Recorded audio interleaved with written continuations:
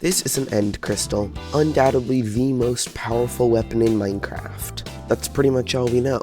I mean, we throw together an Eye of Ender, some glass, and a ghast tear, and then we punch it and it explodes. So what is an end crystal? How do they work, and why do they do what they do? In this video, we're going to answer all those questions, starting with, how do they work?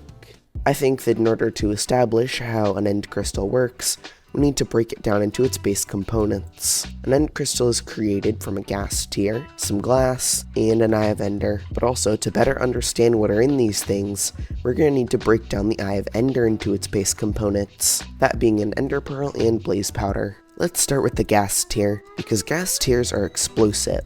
Don't believe me? Let's look at the ghast itself. The ghast shoots out fireballs. What do fireballs look like? Fire charges. In fact, the fire charge and the fireball are the only textures in the game that use this specific texture, which means we can use the educated guess that ghasts are shooting out fire charges. And if we break a fire charge down into its basic components, you'll see that it has blaze powder in it. Remember that for later. Now you might be thinking, if ghast tears are explosive, then why aren't regeneration potions explosive?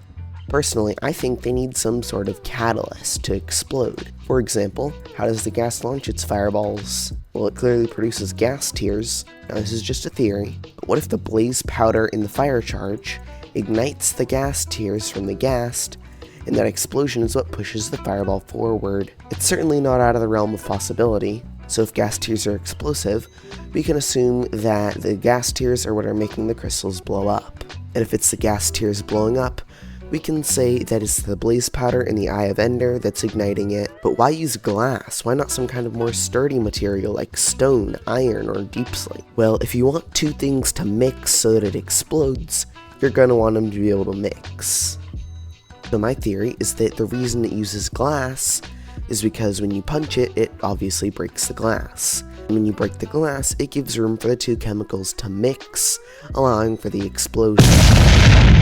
Now that we know that it worked, why would they make something so explosive? Using things like pottery shards, armor trims, and structures, we can determine a lot of things about the ancient people in the Minecraft world. While there are references to fishing, combat, mining, there are no references whatsoever to crystal PvP. So I don't think they intended them to be used as a weapon. So if they weren't going to use them to fight, end crystals only serve one more purpose.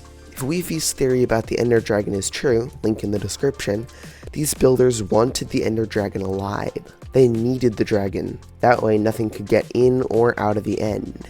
But obviously the builders realized that they had to leave at some point, right? So they created their own way to leave. Sure, they needed crystals to keep the dragon alive, but they can also damage the dragon. So they used the regeneration powers of the ghast tear, along with the catalyst of the blaze powder in the Eye of Ender, to create an explosive healing device.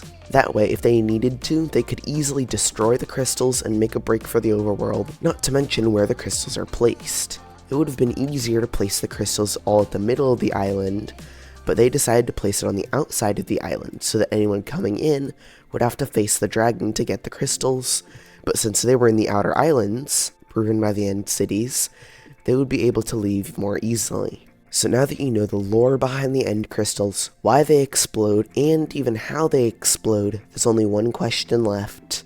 Are you subscribed?